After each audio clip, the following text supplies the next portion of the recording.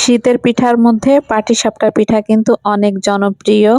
পিঠা বানানোর জন্য প্রথমে যে খিরসাটা রেডি করা হয় সেটা আমি সুজি দিয়ে করেছিলাম। এদিকে চাউলের গুঁড়াটাও একটু রেডি করে রাখতেছি।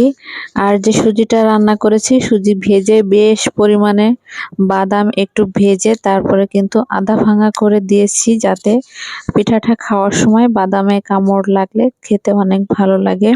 তো এখন প্লেটে ঢেলে তারপরে কিন্তু ঠান্ডা করার জন্য রেখে দিয়েছি। এর আগে অন্য একটা ফ্রাই প্যানে কিন্তু অর্ধেকটা পিঠা বানিয়ে সবাইকে খেতে দিয়ে দিয়েছি। ভিডিও করা হয়নি, কারণ তখন খাওয়ার জন্য সবাই ব্যস্ত ছিল, ভিডিও করতে গেলে একটু দেরি হয়।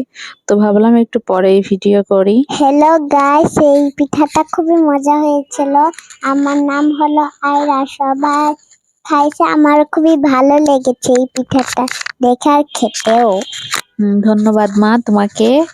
এখন আমি পিঠার ভিতরে একটা এলাচ ছিল, সেটাই তুলে নিলাম আর পিঠাটা একটু উল্টিয়ে দিচ্ছি।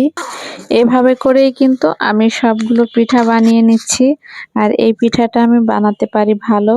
আর যে কোনো পিঠা বানাতেও আমার ভালো লাগে, খেতেও ভালো লাগে। কে কে পিঠা খেতে পছন্দ করো সবাই একটা কমেন্ট করে জানিয়ে যাবা। আর আমার এই পিঠার রেসিপি যদি তোমরা ফুল রেসিপি পেতে চাও তাহলে একটা কমেন্ট করে দিবা। গ্যালারিতে অনেক ভিডিও জমে আছে, কিন্তু ভয়েস ওভার দিতে ইচ্ছা করে না, ভিডিও পোস্ট করতে ইচ্ছে করে না। জানি না, কাজ করার আগ্রহটা অনেক কমে গিয়েছে। তো তারপরেও ভাবলাম একটু একটা ভিডিওতে ভয়েস দেই। তো এই পিঠাটা বেশ অনেক দিন আগে বানানো ছিল, একদম শীতের শুরুর দিকে, 1 মাসেরও বেশি হয়ে গেছে মনে হয়। তো যাই হোক, অনেক কথা বললাম, পিঠা বানানো শেষ হয়ে গিয়েছে। আর পিঠা বানাতে বানাতে আজকের মতো বিদায় নিচ্ছি এখানেই।